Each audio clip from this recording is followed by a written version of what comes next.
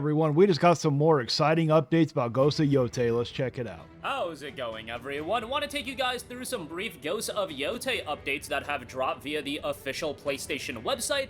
Very brief updates. I also want to go over some of my thoughts on the game and when this game could release, but this is going to be the big PlayStation first-party release this year. After 2024 had none of those games, Astrobot ended up coming out and turned out great, but that's not that typical single-player, big-budget PlayStation title that you think of. Ghost of Yotei absolutely fits that criteria, so incredibly happy that Sucker Punch was not shifted to do a live service game. I get that some people are skeptical of the game, especially with Jin getting dropped as the main character, which, look, Sucker Punch has earned my goodwill. It is a wait and see for me to see how this game plays out. I feel like Jin had a lot of story to tell, and I vehemently disagree with the people that said, oh, that Jin's story was done after Ghost of Tsushima. No, I would argue that Jin's story was just beginning in Ghost of Tsushima, but nonetheless, that's an argument for a different time. Ghost of Yotei still looks fantastic, and it's a game that, if you have a PS5 Pro, I think it's going to be a game that really showcases that platform. The game notes at the northern... I agree with them. I think that Sucker Punch has earned some goodwill after Ghost of Tsushima. Yeah, I would have liked to have continued on Jin's story, but you know what? Hey, we're getting a different story. It's in a different location.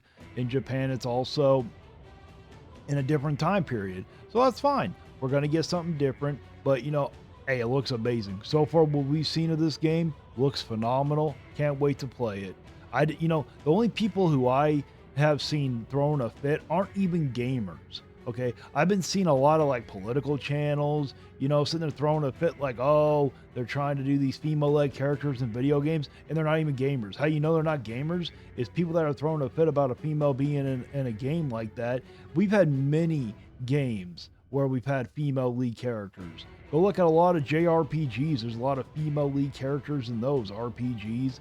You know, it's nothing new, so I don't see why people are throwing a fit over this.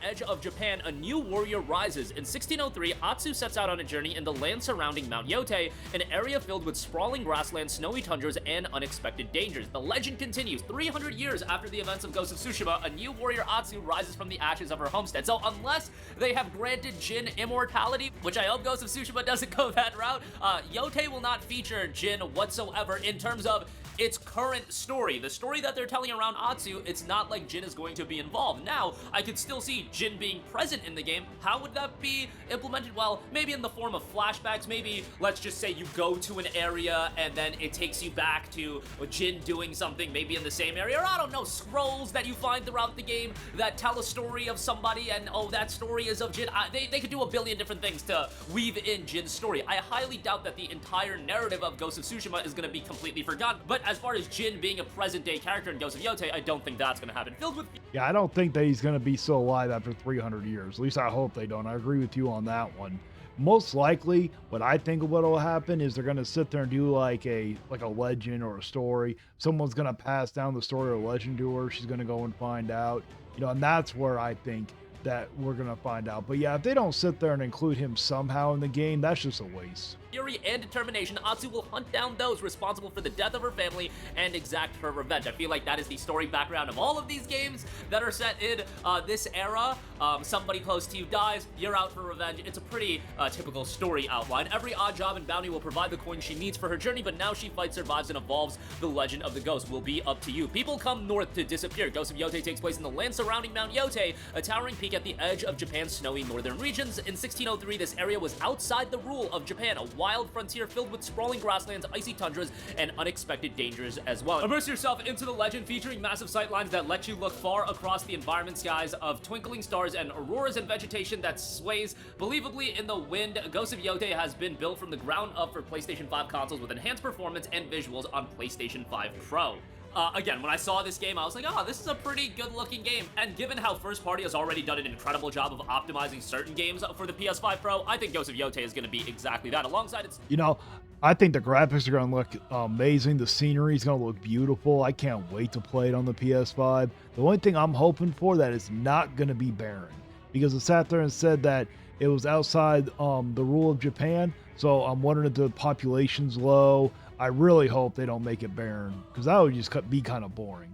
stunning new setting Ghost of Yotei also features new mechanics, gameplay improvements, and even new weapons for Atsu to master, including the Odachi, Kusarigama, and the dual katanas as well. And obviously, all of this is built by one of the industry's best in Sucker Punch Productions, and Sucker Punch has not obliterated my goodwill. Sucker Punch is actually one of my favorite studios from all of the games that they've put out, from Infamous 1 into Infamous 2, First Light, Second Son, Ghost of Tsushima as well, I think is one of the standout games. However, I do think there was a lot of story to tell with Jin, and I just think Ghost of Tsushima ended in a way that there were so many directions you could go immediately following up on that and where Jin's story would go. And I will say this, listen, I am all for female protagonists in gaming. I actually love Aloy as a character. I think she's become a great mascot for Sony as well. I know a lot of people crap on her, but I feel like Sony is going the direction of so many of their games are going the direction of having a female protagonist, and to me, sometimes it feels like, let's just throw in a female protagonist for the sake of having a female protagonist. Look, Last of Us, Joel's not there. Ellie's the main character now.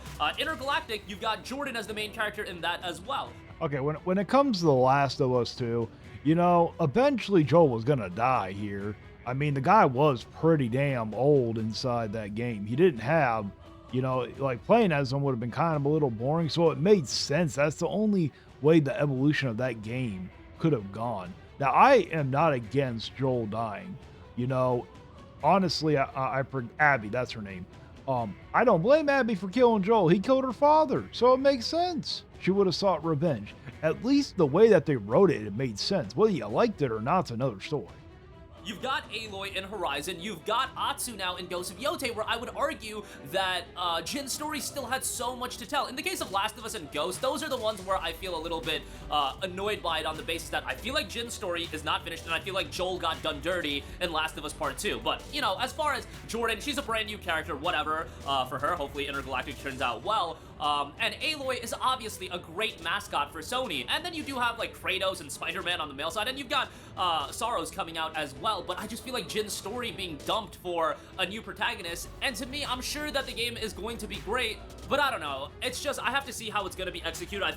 I hope it's done well, and I've seen ideas thrown around of, oh, they could circle back and they could do a game centering around Jin sometime down the line. Yeah, they could, but game development cycles are so long that what are we going to do? Are we going to get this game out in 2025 and then 2030? Oh, 10 years after the release of Tsushima, we're going back and we're revisiting Jin? I don't know. I get that a lot of people were down on Jin as a character. I loved Jin as a character, and maybe I just have wild tastes because I didn't mind Jin as a character. I thought he was an alright character. Now, when it comes to Naughty Dog's new game, no one's gonna love that character. You wanna know why? Because the woman is ugly.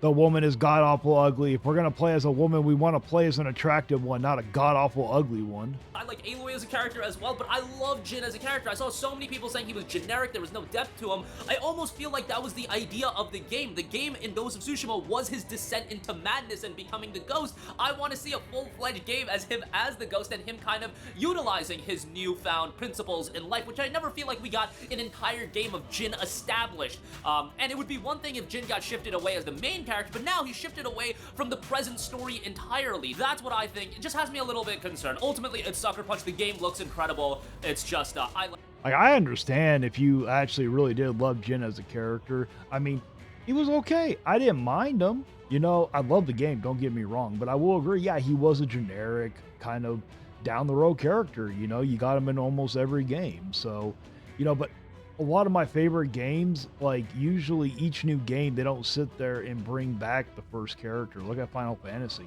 You know, every game is a whole different character, different world and everything. So, you know, I don't mind it like that. You know, when you use the same character game after game, it gets stale and boring.